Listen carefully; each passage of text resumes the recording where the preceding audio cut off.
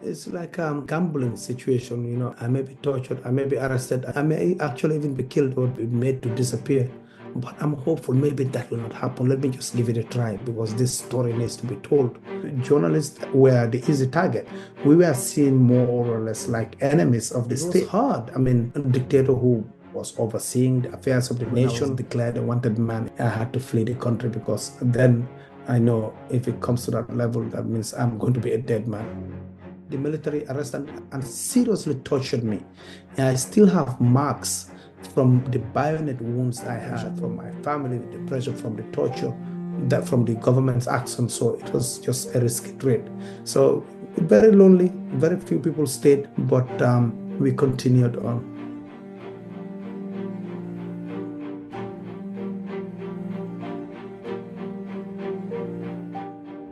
Every crisis has two battlegrounds, the physical terrain of human struggle and the narrative terrain where those struggles are understood. This is Frontlines and Headlines. Speaking to you from Amman, Jordan, I'm your host, Coco Huang. In this episode, we will examine journalism under dictatorship through the experiences of Dr. Omar Bah, who worked as a journalist in the Gambia in the 2000s before being forced into exile. Now the founder of the Refugee Dream Center, Dr. Bah discusses the challenges of reporting during political oppression, protecting sources, and how his past work informs his current advocacy for refugees. Here is our conversation.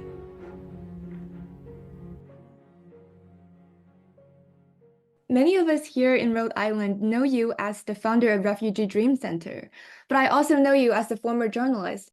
So would you please tell us a bit more about your journey as a journalist and how it all got started? Like what drew you to journalism at the time? Yeah, absolutely. I worked as a journalist in the Gambia for about 6.5 years. I worked mostly as a print journalist, working in a small newspaper and later in a larger newspaper, the largest paper in the Gambia. But the journey started from my childhood experiences, these urges of my childhood of wanting to have a voice, to make a difference. It originated from me observing my mother grow up. And my mother was married at 15, got my older brother at 16, and got me at 18. I saw my mom grow up as a child, literally as a child. We all grew up together, me, my mom, my older brother. My culture is a collectivist culture.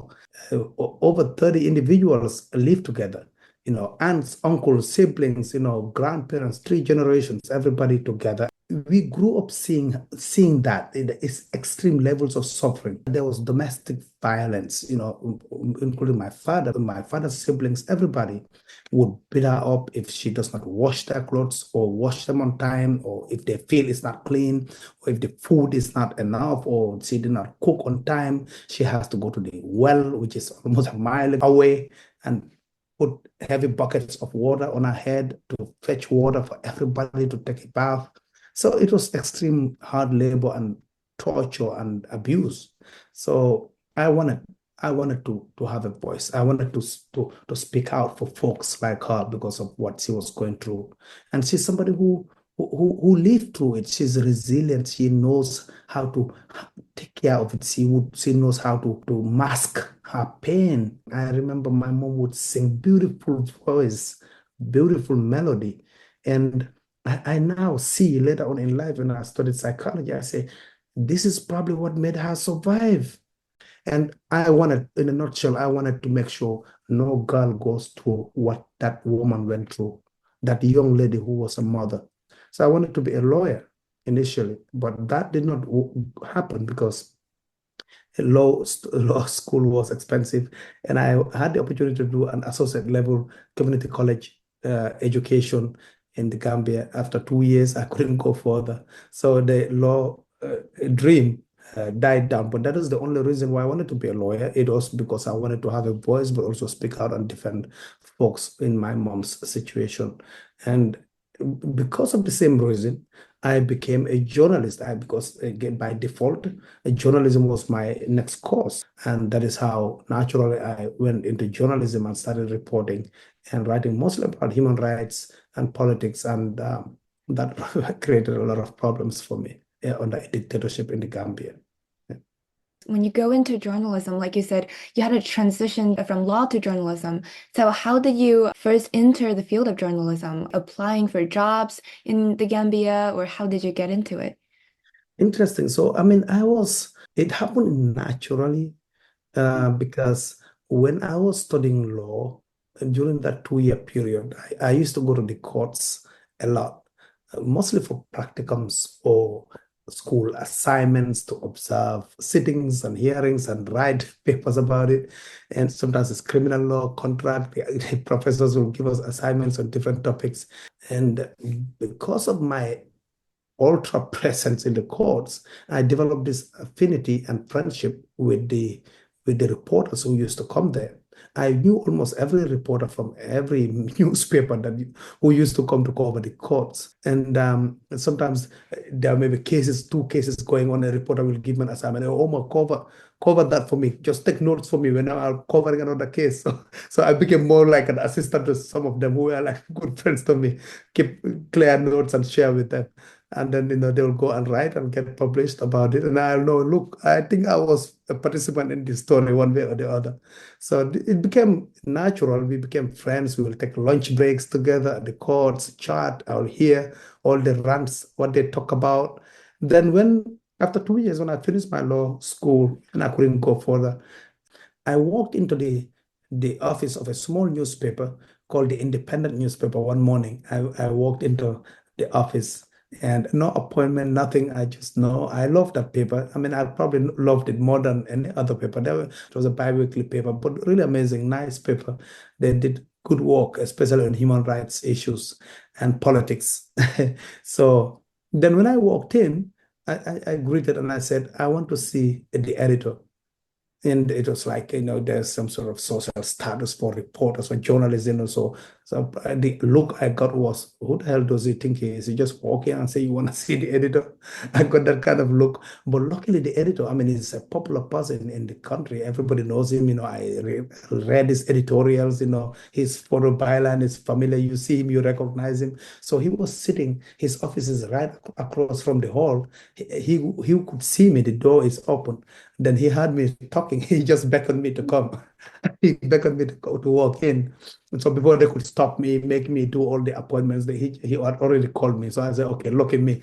So I walked in. He said, well, I heard you say, what do you want? I said, I want to be a journalist. He said, how? Like he was confused. I was young. I was 21, 2000. Actually, I was 20, very young. And then he looked at me. I told him, I'm a law student. I have pretty much experience in the courts. I can report from there. The rest, I don't know. But and I would love to have trainings. I don't know, but I want a job. I want to work as a journalist. This is my passion. He said, well, we have trainings, we can put you in through them. Some of them are workshops or training opportunities when they come in, but you can start as a freelance because we don't have the funding to hire people full time, even though we know we need somebody to do these courts and extra human rights and political reporting. So there is room for your job, but we don't have the funding to fund it. If you want, you go to work, you get published, we pay you per publication. And so, but otherwise, there's no fixed salary.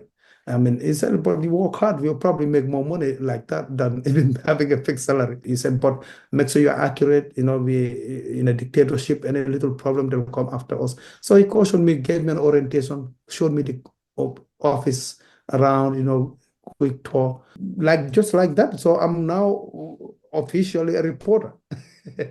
So that's how it happened. So I went to work right away. I left the office, went to the courts, found some interesting court hearings going on. My first 2 articles came out and as lead stories of the paper, the next publication. So everybody was like, who the hell is this new kid who just wrote these articles that are lead stories, which is competitive. So basically that's how it started, and I started having opportunities as he promised, small trainings here and there until things progressed down. Yeah. Wow, that's such an unexpected but great start of your career. Eh, Yeah, I'd also want to know about the media landscape where you were working as a journalist, because like you mentioned, you worked under a dictatorship. Would you talk a bit more about how the political landscape is affecting the media at the time? Yeah, absolutely. So the Gambia, I mean, in the early 2000, late 90s and early 2000s, which is the time I became a journalist, it was hard. I mean, it was a time when we had an entrenched tyrant, a dictator who was overseeing the affairs of the nation, came to power through a coup, later changed himself to a civilian, but still extreme levels of dictatorship, people getting disappeared and tortured. It was an autocracy. And the entire region of West Africa was volatile. There were wars and conflicts in almost every country. Senegal, which surrounds the Gambia, the southern part of Senegal was experiencing war. And then, so that also affected the Gambia. Sometimes there's cross-border conflicts or a large number of refugees. Then we had Sierra Leone, which is close by, had extreme levels of violence and war, and we had hundreds of thousands of refugees from Sierra Leone and the Gambia. The same with Liberia. Guinea-Bissau were experiencing almost every now and then a military coup. It was easy for a dictator in a tiny country like the Gambia in the midst of all this to flourish because it was like probably like the better out of all the evil because the rest were like active conflicts where probably nobody is even leading the country for, at least for him, he had an organized process where he is called the president. So he was able to flourish. Nobody cared about him because by default he's seen as a stable nation. So he was doing his stuff. But people would disappear, people got tortured and killed, people would be arrested. And journalists, activists, and politicians were the easy target. And because they don't want to talk about what is going on, even when things happen in the proceedings in courts. Imagine courts that are legally state establishments. You write about them or you want to write about them, they arrest and torture you. And actually, my first encounter with the military in the Gambia was because I tried to cover a court hearing and of a military officer who was accused of trying to overthrow the dictator. He was tortured. Some of his people, the people he worked with, who he was co-accused, were killed in the course of their arrest. He was the only survivor of that mutiny. And then he was being tried at a military barracks, and I went to cover it. And the military arrested and seriously tortured me. So even the things that are formal, that are not like secret investigations, trying to expose the regime, even the formal stuff, formal settings, they come after you. So it was a total uh, uh, uh, outbreak of violence against a journalist in the country and an activist. So a lot of my colleagues quit. Some left because they were almost every week there will be an arrest or torture of a journalist in the country. And with the pressure from my family, with the pressure from the torture, that from the government's action. So it was just a risky trade. So very lonely, very few people stayed like me, but we continued on and, until when we couldn't bear it anymore. When I was declared a wanted man in 2006, I had to flee the country because then I know if it comes to that level, that means I'm going to be a dead man. Yeah. Actually, and this was 2006, about close to 7 years after I started working as a journalist. This time I was no more at the independent newspaper. I was at the Daily Observer newspaper.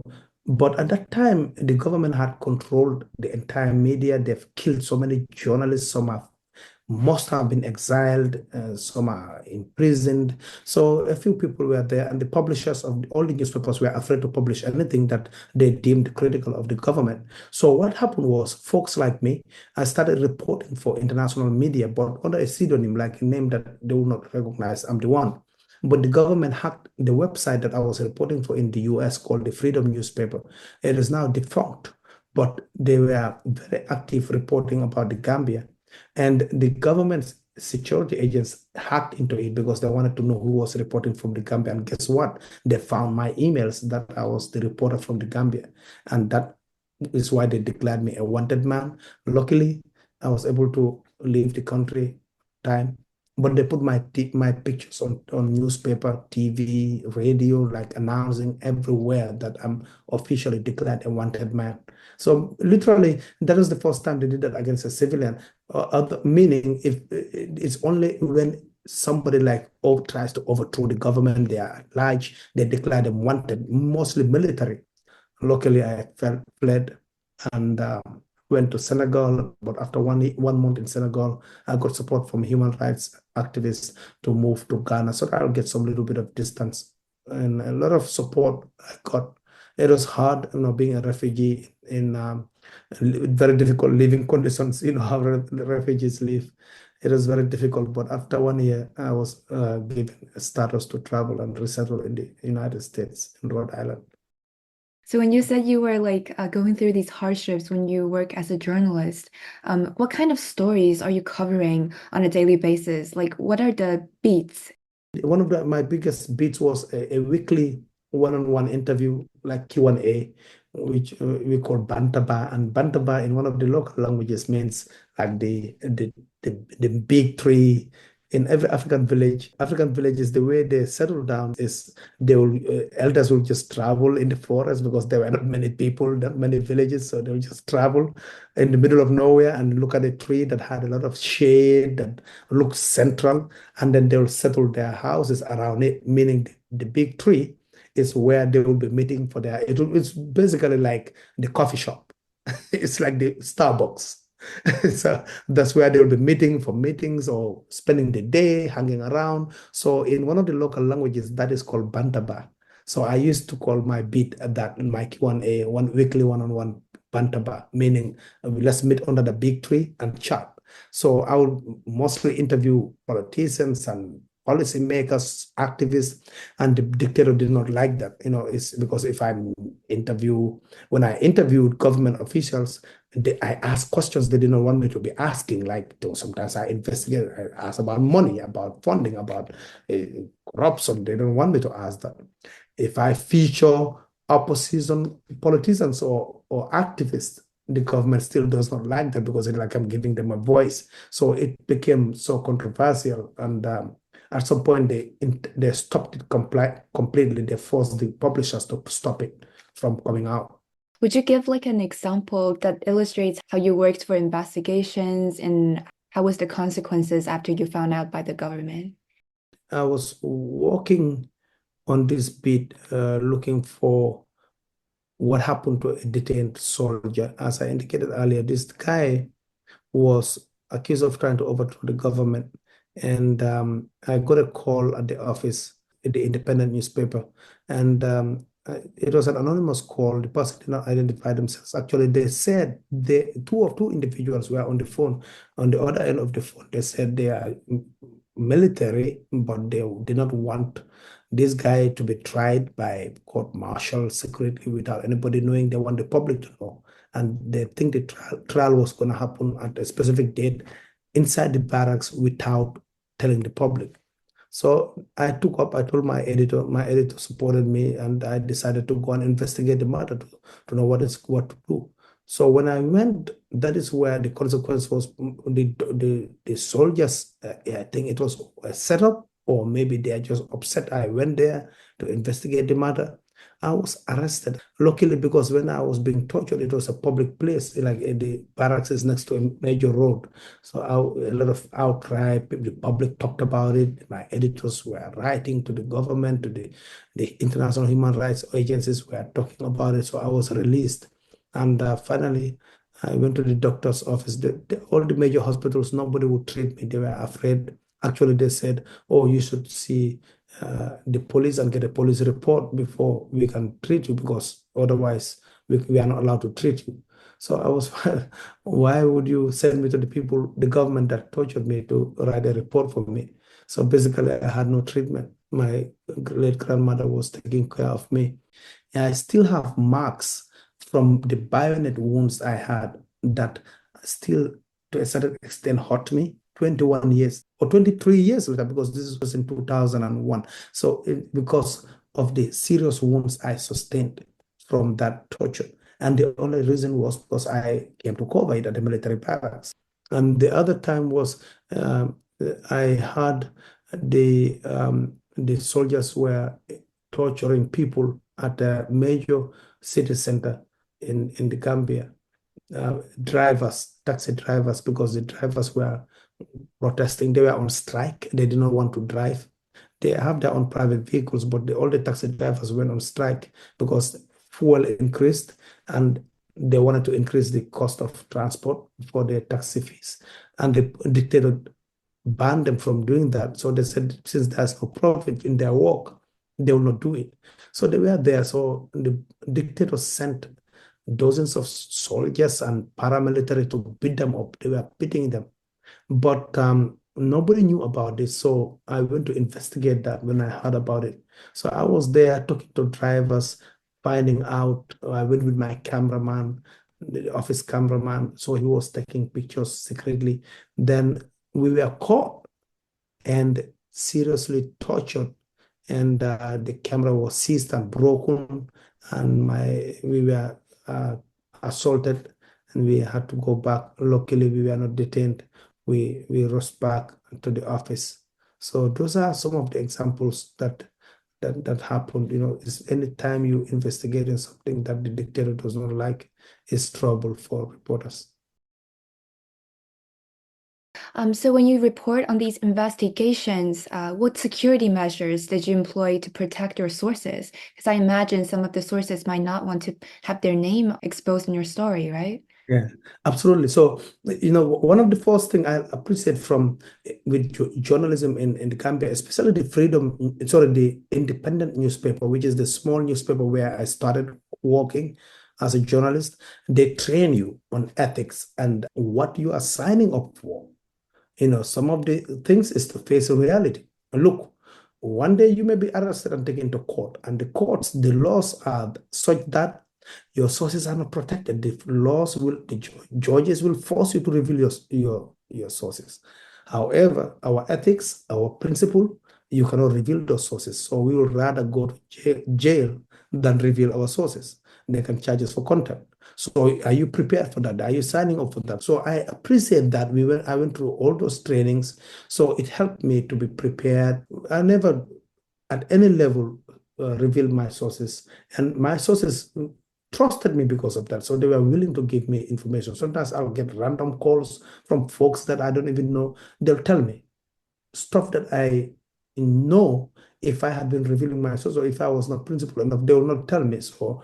And the government doesn't like that. But at some point, they know there's a certain group of journalists they will put a knife on their neck, but they will never reveal their sources. Yeah. I'm also curious about how did you verify information during these kind of hard situations or during crises? Because back then we did not have open source research platforms or Yeah. investigations. You have to basically do interviews all the time, but how did you do the news gathering and verification and that sort of thing? Yeah, absolutely. So the open source, the Google of that time was just telephones or going in person. So basically, I had a toolbox of contacts of individuals that I know.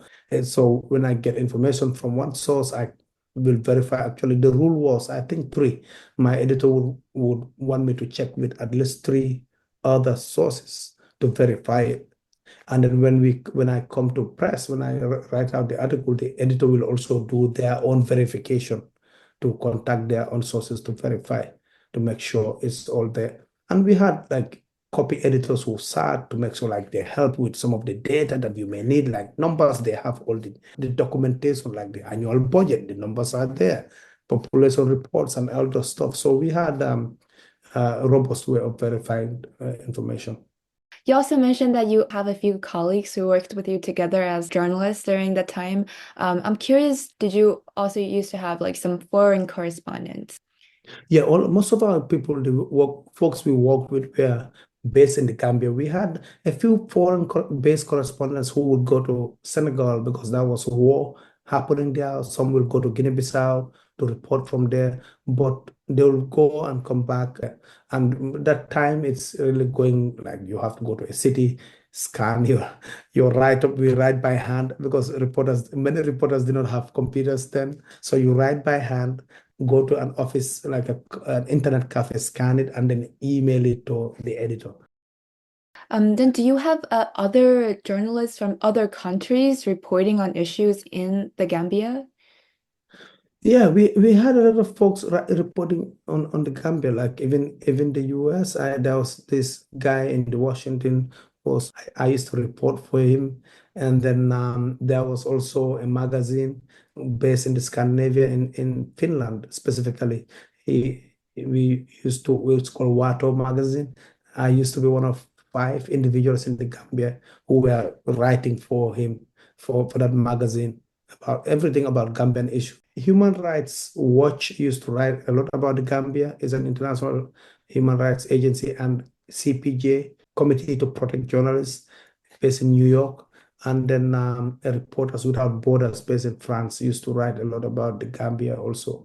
Most of the information the foreign correspondents get that time would be through the local journalists. They'll call us, coordinate with us, and then somebody like me, then I'll do my investigations and share the information with them and verify. They'll also have their own way of verifying, counter verifying. So most of the work was done by the local reporters. Yeah. And also, maybe we can talk a bit more about how did your journalism experiences influence your work currently at the Refugee Dream Center? I also saw that you write for the op-eds at Providence Journal. So I wonder, are you still continuing to do journalism? How is it for you now? Absolutely. So my refugee work is highly influenced by my past work as a journalist. And so I think it's like a continuum based on the same motivation. I wanted to be a lawyer because of what I saw growing up. And then I became a journalist because I could not be a lawyer. And then I could achieve the same thing through journalism. And the same thing when I came to the US. I worked at a bank, but I was doing refugee work, helping advocate for refugee housing and working with case management. And I felt, look, the same reason why I wanted to be a lawyer and journalist is something I can do within the refugee community. So I feel like I'm fulfilled doing this work. I don't have to do tangible journalism per se. But yeah, I write op-eds at the Province Journal or the Boston Globe occasionally, but mostly around topics of interest. And I'm so like in the next 4 years, because of the new administration, I have a lot of reasons to do a lot of them. So for me, refugee service work is my new form of journalism. I want them to be seen as human, like they are not at, at them. They are part of everybody. They represent everyone. They are from everywhere. Really highlighting them from an individual levels to see their faces rather than seeing a refugee camp, rather than seeing a downtrodden, rather than seeing poverty and injury. See a human face, see the human spirit in them. It's one of my biggest regrets. I always talk about this. When I was a journalist in the Gambia, there was one reporter, a good friend of mine, who was based in southern Senegal, where there was active war, and there were a lot of refugees who used to come from there to the Gambia. And he used to write a lot about that. So it was like by default, oh, he's the only one who's supposed to write about this. Nobody else would write about it. So I feel guilt, sense of guilt. That's one of the things that is really urging me to be more to stand with refugees, because and then to teach others to see it's easy to be oblivious of the challenges of individuals in the refugee situation because it doesn't affect you. And it's just like me going on my normal business. My focus is Gambia, the Gambian citizen, and then the politics until I became a refugee myself and realized, look, I could have highlighted the stories and talk more about this. And then especially growing up in a region that is very volatile. So the same thing here. I think folks can can be aware and not be oblivious of what is happening to refugees. Yeah.